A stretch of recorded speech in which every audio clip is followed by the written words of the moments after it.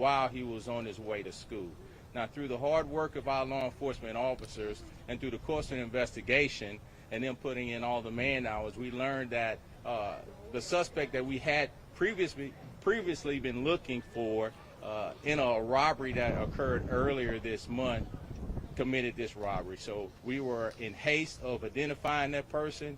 We did a search warrant of the home. We were able to locate vital information and evidence that's pertaining to the case. This guy is now in custody, and this 15-year-old suspect is being booked in juvenile detention. Now, through the hard work with the school system and Dr. Narcisse, we've been putting forth efforts to make sure that the school systems have the proper security in our working together in providing those resources. Also want to let you know that this incident did not happen at school. It was not on school grounds, but it did involve a current student and a student who was here at the school 2 months ago who had been expelled for a previous incident. So we've been working hard with the school system in an attempt to make sure that all the resources are available to make sure the students and the faculty are safe. Thank you, Gino. We just wanted to make sure that, again, to guarantee the parents to know that the incident did not happen at the school. We were notified earlier this morning as well. It was a student looked like they were walking to a bus stop, and this incident ended up happening. Right now, as they've been investigating, we actually have the majority of the kids are actually here at Broadmoor High School. They don't even know the incident is even going on, and so one of the priorities that we've had in the school system has been to make sure that we're decreasing incidents and working closely with law enforcement to make sure that schools are safe, and also trying to make sure children who are coming to school are coming in a safe space. And so we wanted to make sure that we were able to notify our families and communities around that. Do we know the condition of the child that's in the hospital? Actually, we do. We just had the eye care team over there. The child is, the doctors, the child's recovering and just managing the pain of the child. And our team is over there with the parents and the families right now. Do we know where he was shot or she? In terms of the location? Yeah. Yeah, I'll let. Midsection. Midsection? Yes. How old is the suspect? 15 years. So we're not going to get an ID? No. 15 years of age. The victim, I think 15 years of age. 15 to 16, but the victim did attend here at Broadmoor High. Yeah, the victim was a 10th grader. Did these two know each other? Not sure of that. How does this make you feel knowing that we are having juvenile crime for starting at 15 to 16 years old? This is concerning, and this kid was just trying to walk to school, apparently, from what we're gathering. Like, what do we need to do? I mean, like, this is alarming. Yeah, from the school perspective, what we've been trying to do is make sure we kind of continue to work with families around what they need to do, how to keep their children safe. We put support systems on trying to help kids to help identify what their environments are like. School leaders are doing that. We also worked with counselors to have more conversation with kids.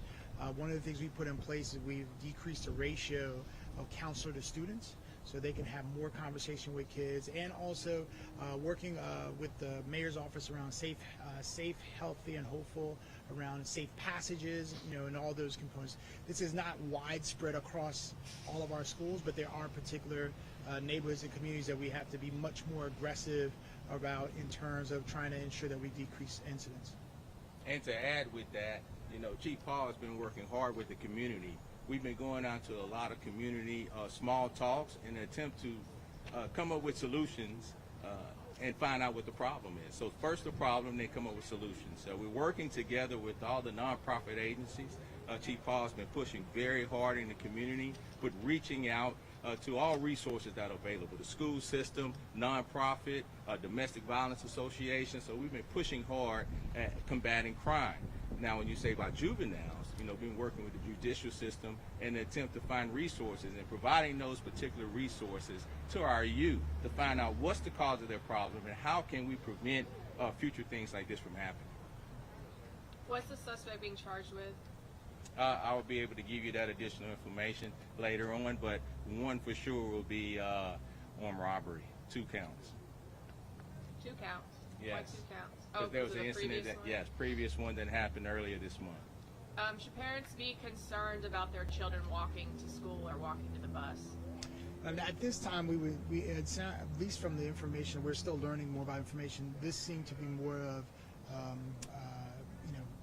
isolated incident. This is not, it's not been a pattern with children walking to school, going to bus stops, to having that issue. I could not tell you that. Well, based off the information they received from the previous robbery and this one, I can't say that it was targeted at that particular victim, but this 15-year-old suspect was out committing crimes, opportunity type crimes. He saw a victim, then he would go after that particular victim. So it was a crime of opportunity, from what we believe at this particular time. Can you talk about that previous armed robbery? Well, yes, I can. Okay. The robbery happened earlier this month, and through the course of the investigation, our officers responded initially and gathered all the information that led to us identifying who he was. The detectives were working the case and working hard at the case, so prior to this morning's shooting, we had an idea as to who he was. So our detectives were pushing hard in an attempt to apprehend this particular individual. He committed this crime this morning. Due to us having information as to who he was, we were able to quickly go and apprehend him. We did a search warrant of his home. We were able to gather vital evidence that's going to be crucial to our case. We brought him in for questioning, and we believe, without a doubt, we will be able to prosecute this case in court. But was the first attempt similar to this one at all? Was it also a student walking to the bus? Yes, it was a student. Yes, but through the course of the investigation, we learned all of that. So our detectives were able to push hard at identifying who the victim was, interviewed the victim. The victim was able to give us information as to who he believed that suspect was. From there, we had identifying measures to identify who he was. We were able to draw up a warrant. That's why we were so quick on finding out who he was, where he lived. We were quick to go inside the house, get as much evidence as we can, and apprehend that suspect. So, again, he is in custody, and he will be booked into juvenile detention. Do you know what kind of items he was robbing these students for or trying to get a hold of? Well, it's ongoing. That's part of our investigation, and when we have our day in court, we will be able to disclose most of that information. If you knew who the suspect was, why wasn't he arrested before he shot someone? Well, it just happened within the past 2 weeks. So the way that we conduct our investigation, officers go out and they gather the information. From there, that information is given to detectives. Detectives then conduct their investigation by meeting with the victim, gathering as much information as they can, and then upon gathering all that information, we then go to a judge, present that information to the judge.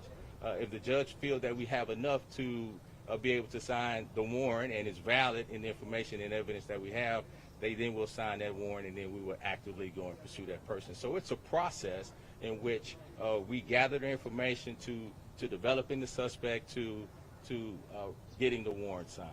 What physical measures, we're talking about resources, but what physical measures will be taken on campus to protect the students as well as let them know that these types of actions are not okay?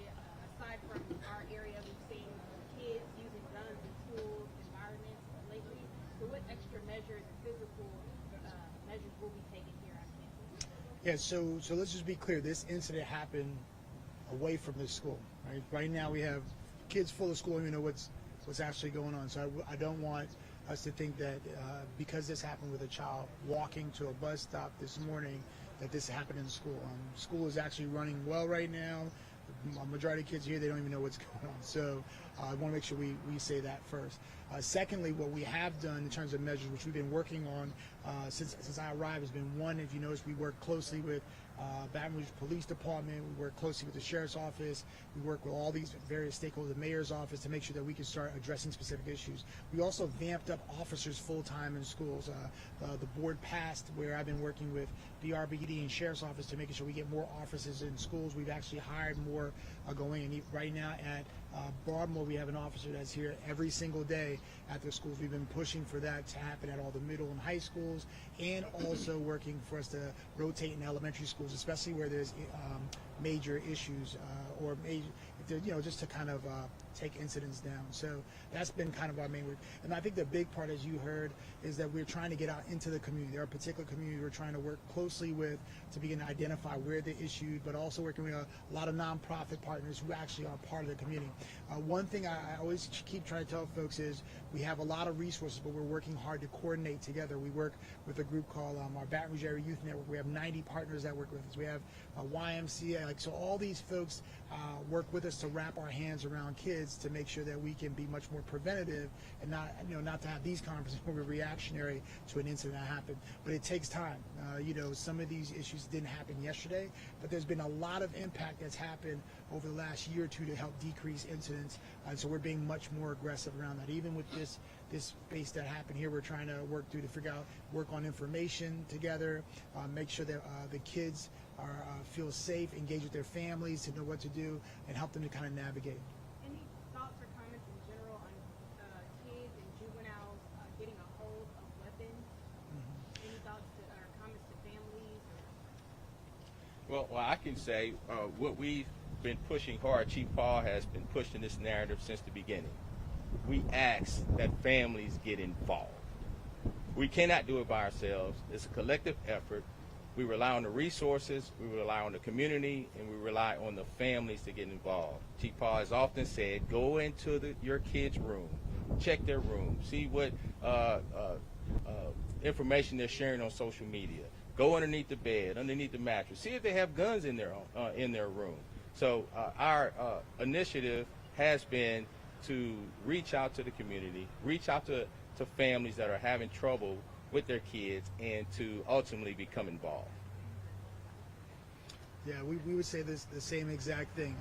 I know that as children get older, families, we should just give them more liberty, as we should give them more liberty, but we should be always checking on our children. And also talking to counselors, teachers. Children throughout an 8-hour day go through multiple adults, and so our goal is to try to increase communication in that.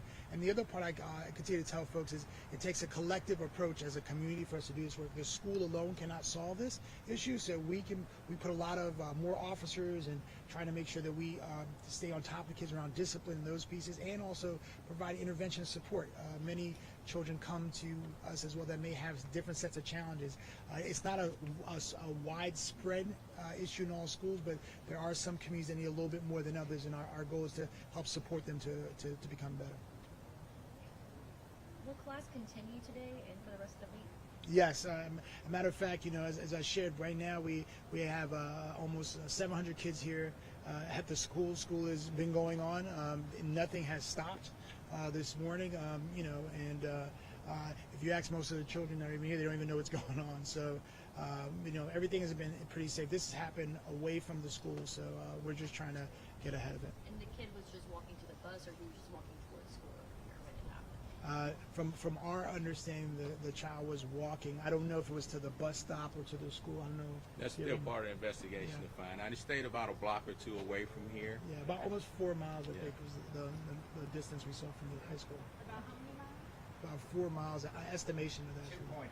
2.4 miles, yeah. So. Thank you. One more question. The suspect was expelled. Why? Can you just talk about that? If it was criminal? We can't really talk about that. When you don't do anything with discipline code, we go through our process, but we can't really share that information. Thank you. Thank you. Thank you.